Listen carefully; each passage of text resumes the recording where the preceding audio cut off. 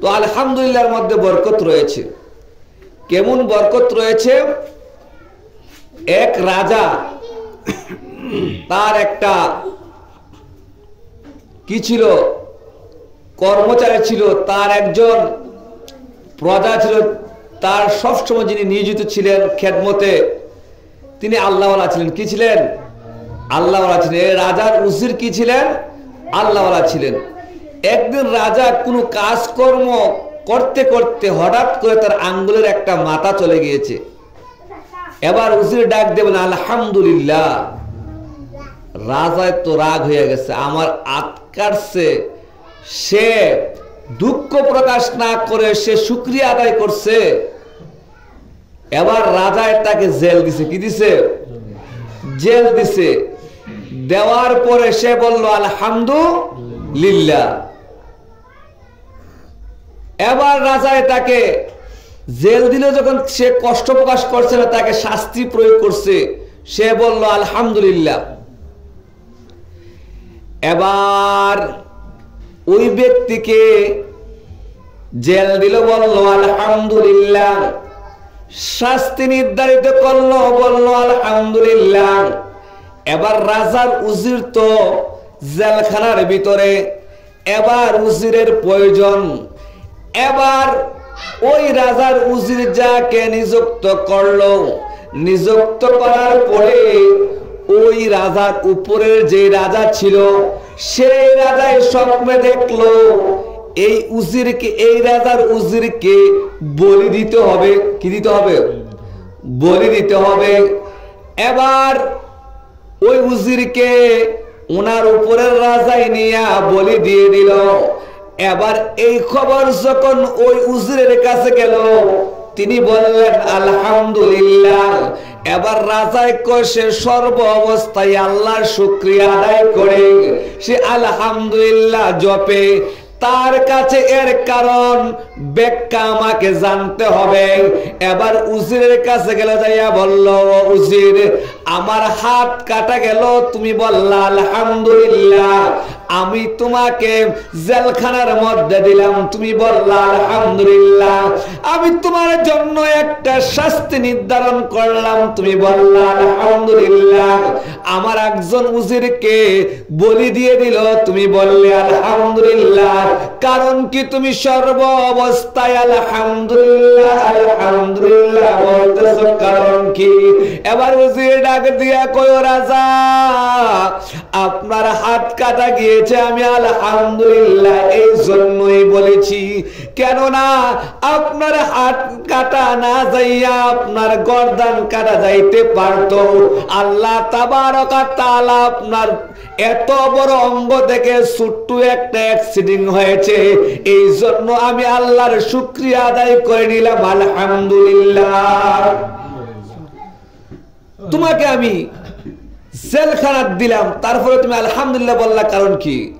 এবার উজির ডাক দেয়া করা যান, আপনি যে আমার উপরে রাগ হয়েছেন, অসন্তুষ্টি হয়েছেন, এই অসন্তুষ্টি অবস্থায় আমাকে ফাঁসি দিতে পারতেন, আমাকে শুয়ের মধ্যে চড়াইতে পারতেন। আমার জন্য এত বড় বড় শাস্তি থাকার পরেও জেলখানার মধ্যে দিলেন। আমাকে যে বড় শাস্তি না দিয়া শুধু জেলখানার মধ্যে আবদ্ধ করলেন, আমি এই জন্য আল্লাহর শুকরিয়া আদায় করলাম। এবার বলল, তোমাকে শাস্তি নিয়োগ করলাম, তারপর কেন আলহামদুলিল্লাহ বললাম?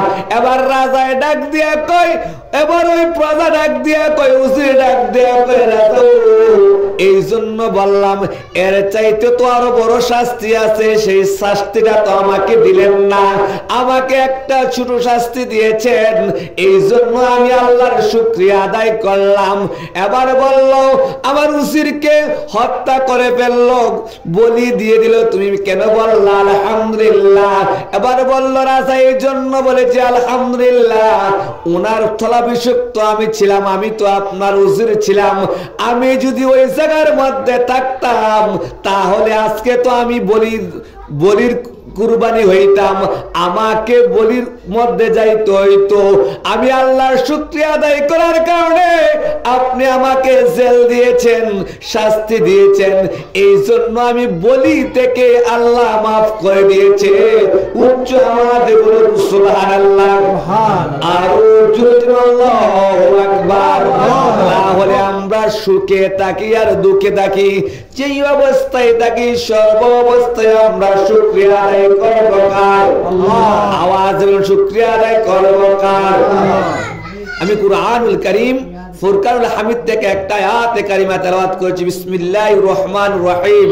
ওয়ামা আতাকুমুর রাসূলু ফাখুযু ওয়া মা নাহাকুম আনহু ফান্তাহু ওয়াত্তাকুল্লাহ ইন্নাল্লাহা শাদীদুল ইকাব।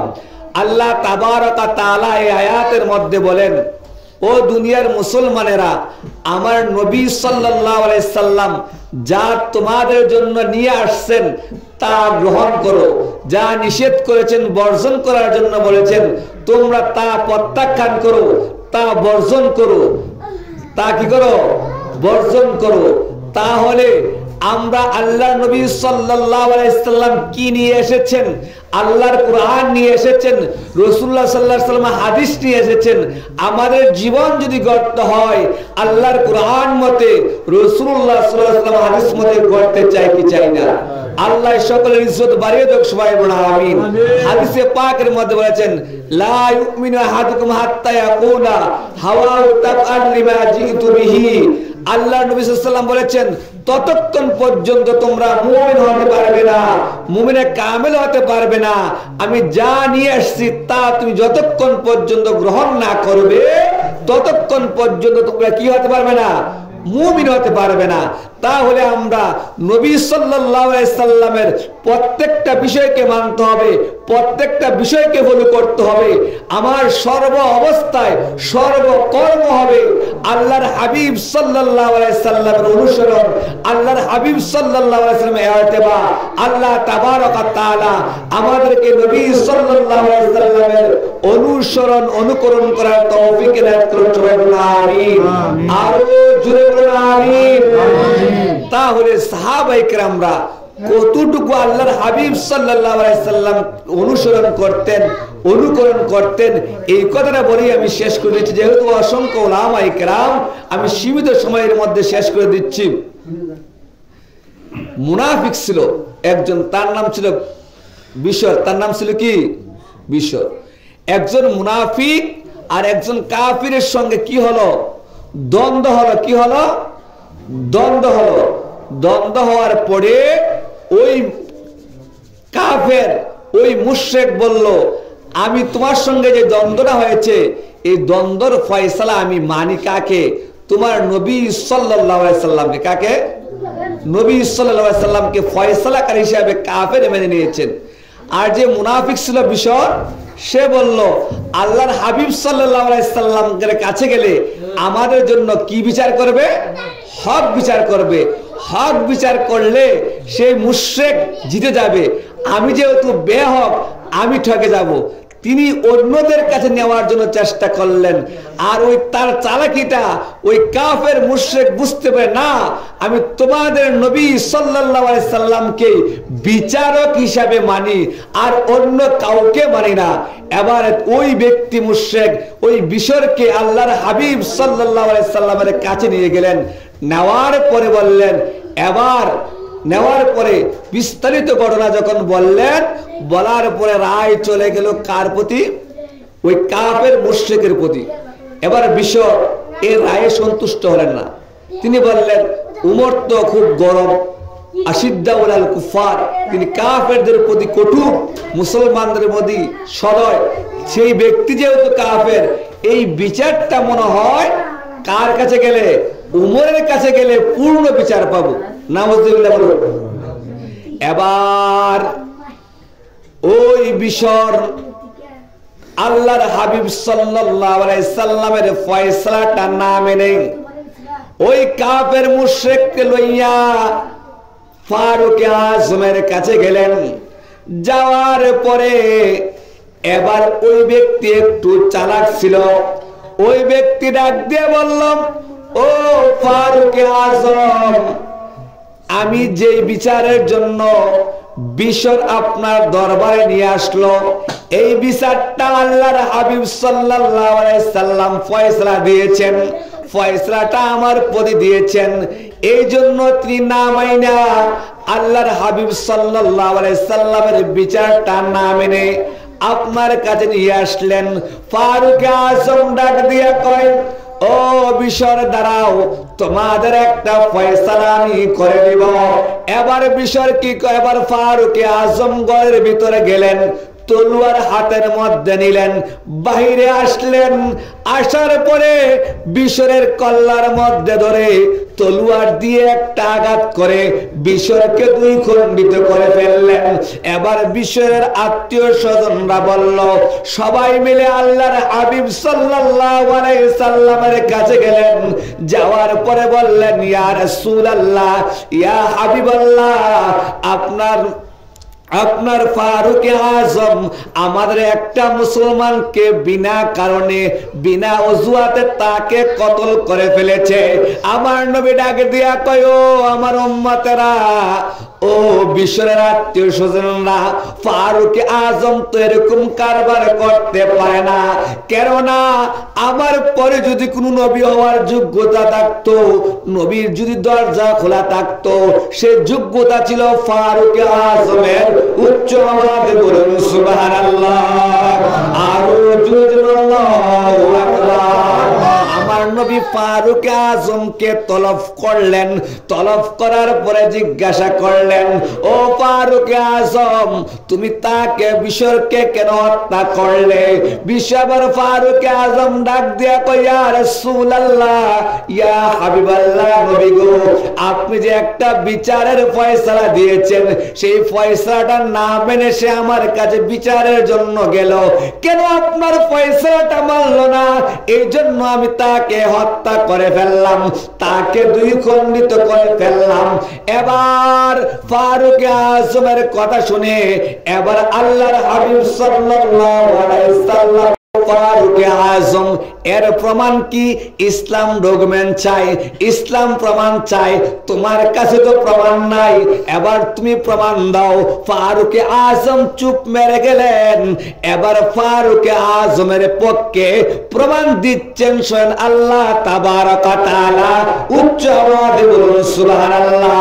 সাথে সাথে সূরা নিসার 65 নম্বর আয়াত নাযিল করে দিলেন, ফালা রাব্বাকা লা ইউমিনু হাত্তা ইউহাক্কিমুকা।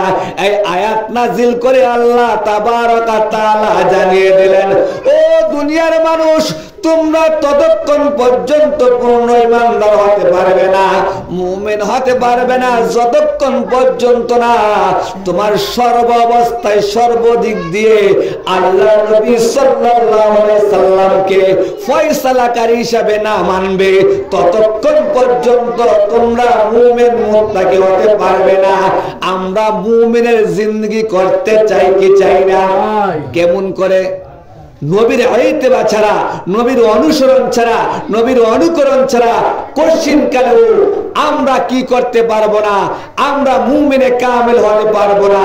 এই জন্যই কবি বলেন, মুনকার নাকিরের আগে যাবে যে কবরে, এমন দরদি মদিনা শহরে।